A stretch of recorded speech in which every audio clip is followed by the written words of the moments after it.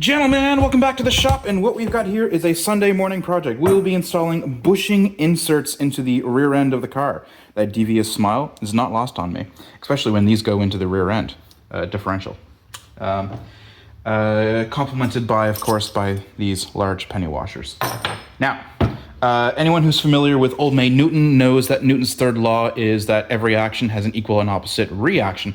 As such, what we're doing is removing slop from the driveline, and so when you put your foot down and torque is then sent through the driveline, all the other worn bushings, they're all going to take up some slack, they're all going to tax the power, and that elastic feeling is that torque being sent to the worn out bushings. Now, oddly enough, bushing inserts, typically, they do increase the noise, vibration, and harshness, NVH. However, if I recall correctly from my Impreza days, and maybe you might too as well, you know, you're adding a boy racer type part to a car that it's inherently going to make the experience more boy racery. It made the car drive smoother. Now, if you're curious about my thoughts, stick around to the end of the video. Welcome back to the underside of the Forester. What we've got here is where the devious smiling bushings go. They go in there, although it's sweetly ironic that it's they're frowny faced in that side, or at least they're upside down.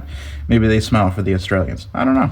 Now, on paper, those nuts are 17 millimeter. However, as you can see, those are Canadian sized nuts. Now, excuse me while I go deal with being Canadian, and I'll get back to you when those nuts are not a problem anymore. For all you non-Rust Belt, non-Canadian types, is this not fascinating? That's a brand new stud. Oh. Ugh.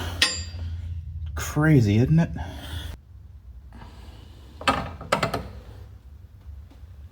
Ow, ow, hot, hot, hot, hot, hot. Here's the same nuts off of like a 2015, 2016 Impreza. Same rear end, same R160 rear end. 17 millimeter nut, right? Like, same.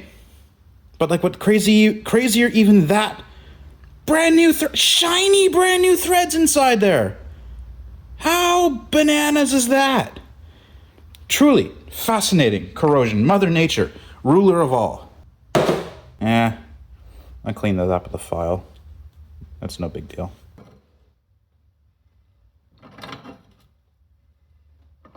You know, thank goodness Subaru uses some fantastic hardware. Focus, come on, you can do it, I believe in you. Do you need light source? Is that what you need? Huh? Light, come on. Come on, I believe in you. Come on, Google Pixel 8. You can do it. Oh, good lord. Worth mentioning, you're going to want to get a jack, because once you remove those two studs, the whole differential will dunk down. Meanwhile, the bushings themselves will stay up. Jack from where you normally would when you're jacking the car up.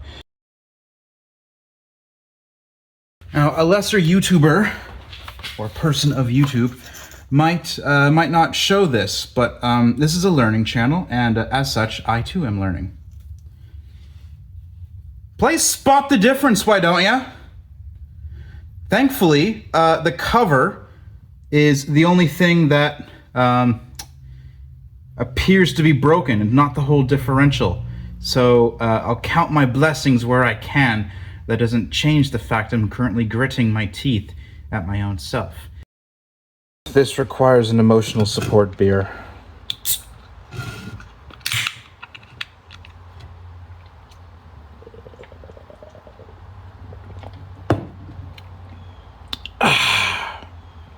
Oh, that's good stuff.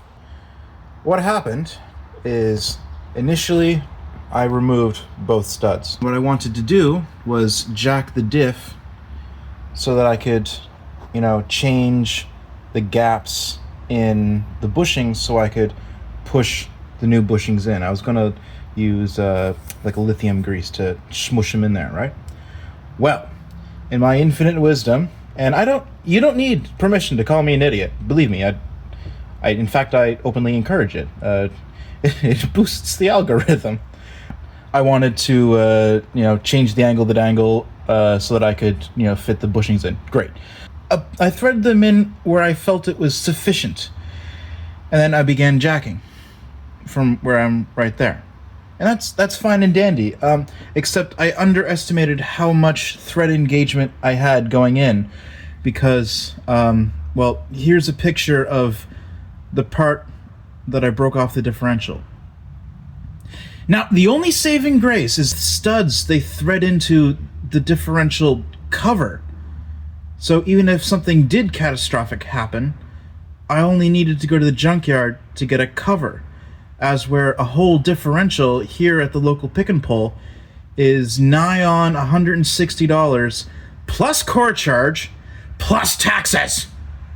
Count your blessings. So let's just pretend this never happened. I'm gonna go inside. Dad's cooking some burgers. I'm gonna have an emotional support hamburger, and then I'm gonna come out. I'm gonna continue installing this and showing you how to install it, or at least how I'm installing it. And we're gonna act like nothing ever happened. Don't be scared to trim it on down. It's not like these things left the factory with any kind.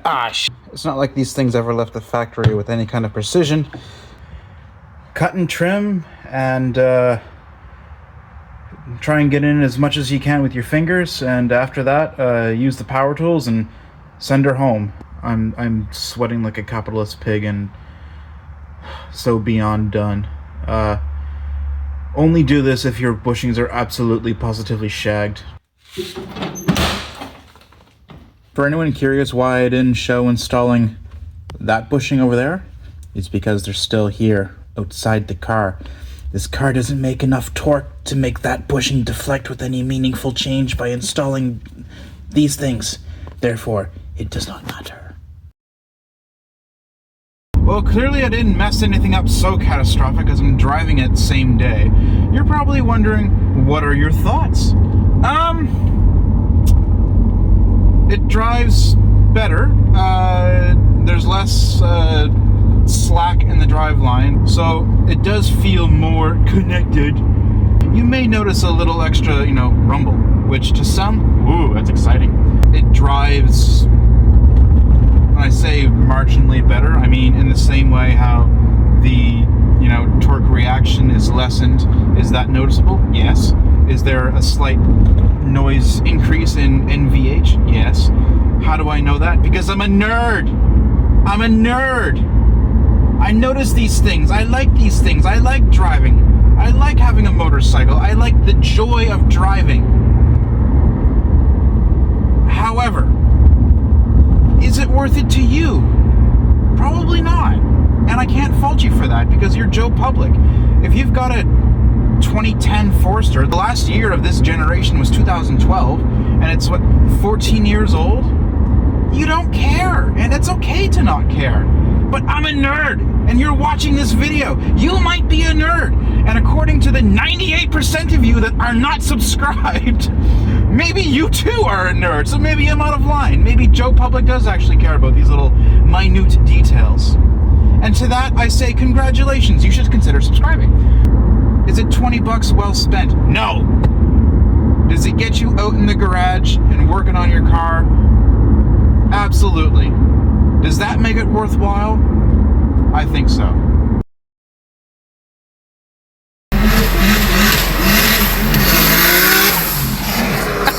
Holy fuck.